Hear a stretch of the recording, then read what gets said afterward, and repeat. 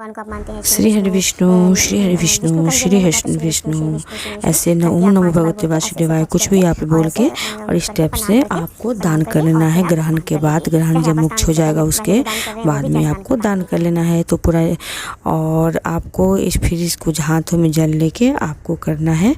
तो क्या करना है आप लोग आइए देखिए, बताती हूँ, पूरा आपको जानकारी मिलेगी। हर हर महादेव दोस्तों, आप सबका स्वागत है हमारे YouTube चैनल में। तो दोस्तों जैसे ग्रहण लग चुका है और ग्रहण का मोक्ष का जो टाइम है वो 6:19 पे है और ये शुरुआत था 5:32 से। तो इसका समाप्ति क्या जो है 6:19 पे है। तो दोस्तों जब ग्रहण का मोक्ष होता है उसके बाद भी हमें कुछ कार्य होते हैं जो ज़रूरी होते करने होते हैं।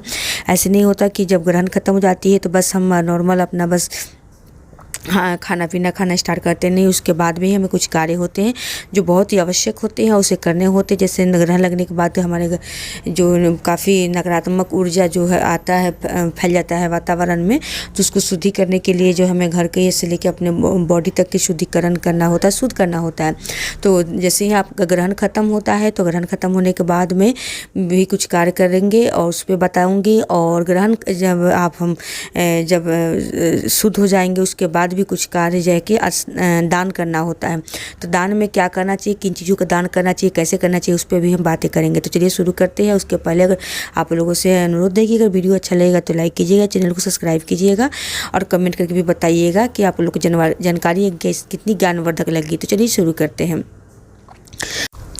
जब ग्रहण मोक्ष हो जाता है तो उसके बाद हमें क्या करना होता है कि हम घर की अपनी थोड़ी सी सफाई करनी होती है।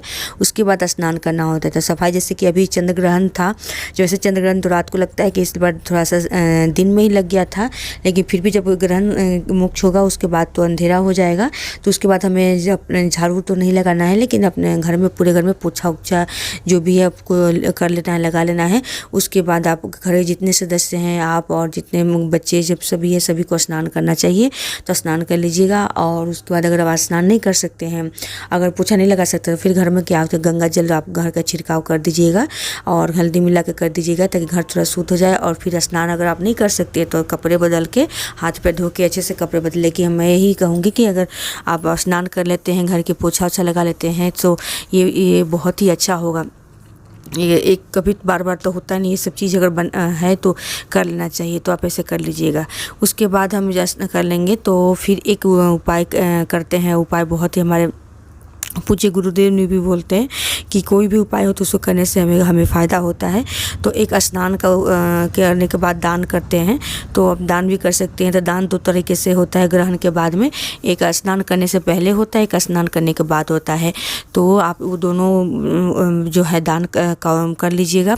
तो दान स्नान करने से पहले जो दान होता है उसमें चावल आप थोड़ा सा ले सकते हैं और कुछ दाल ले सकते हैं। जो घर में राशन है, राशन में मेन है कि आप जो भी अन्न है, अन्न मतलब कि चावल में आपको दान करना होता है, तो आप दान कर लीजिएगा।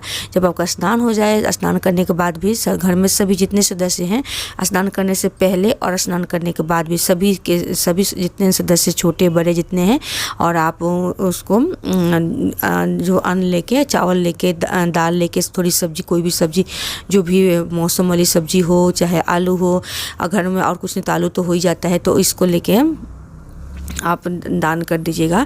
और दान जब आप उसको हाथ से जब करेंगे तो भगवान का नाम लेके ओम नमो भगवते वासुदेवाय नमः या फिर श्री विष्णु करके 5 बार बोल के सबको, जितने आप उसको दान मतलब छू के, और उसके बाद में किसी ज़रूरतमंद को कोई भी हो तो उनको दे दीजिए, उनके वो काम आ जाएगा। तो इससे आपको बहुत ही पुण्य मिलेगा और इसको ज़रूर करना चाहिए।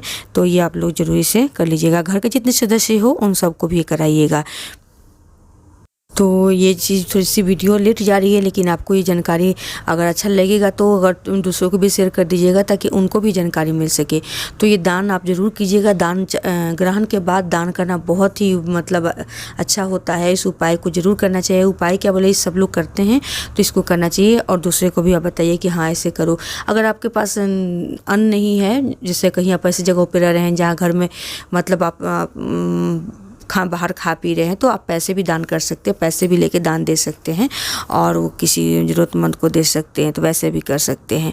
तो चलिए दोस्तों, ये आज तक की मेरी, तो मैं दिखा देती हूँ कि क्या क्या आप दान दे सकते हैं, दान में क्या चीज़ें हो सकती है, तो आप लोग देख लीजिए।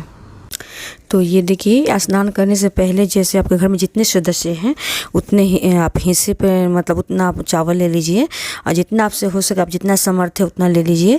और जैसे आप घर में 4 मेंबर तो 4 जगह ले लीजिए, जितने है घर में आपके सदस्य उतना लेके, और साथ में दाल ले लीजिए, सब्जी है तो सब्जी भी ले लीजिए। ये स्नान करने से पहले है, जैसे ग्रहण खत्म होगा उसके बाद पहले का है।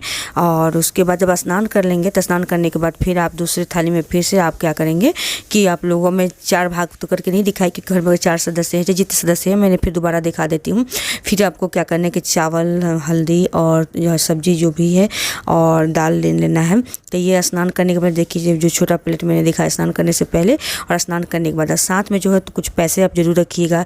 11, 21, 51 चाहे जितने भी आपको जितना दे सकते दान दे सकते हैं। आप 1 रुपया भी दे सकते हैं, 10 रुपया भी दे सकते हैं, उतना आपकी मर्जी है। तो आप लेके इस टाइप से आपने स्नान करने के बाद दान करना है। उसके बाद क्या करना है, आपको हाथ में थोड़ा सा पानी ले लेना है, जल लेना है और इसको 5 बार जो है ऐसे घुमा के और प्रणाम करके और उसके बाद आपको कर लेना है। और फिर इसी चावल को आपको क्या करना है, जब दान आप करते समय न कि जब इसको सब छुएंगे तो श्री विष्णु करते हुए जो है आप दान का जो भी है आप करके और प्रणाम कर लीजिएगा कि जो भी जितना समर्थ है हमने दान किया। और नहीं भी बोलेंगे लेकिन प्रणाम बस कर लीजिएगा श्री विष्णु बोल के।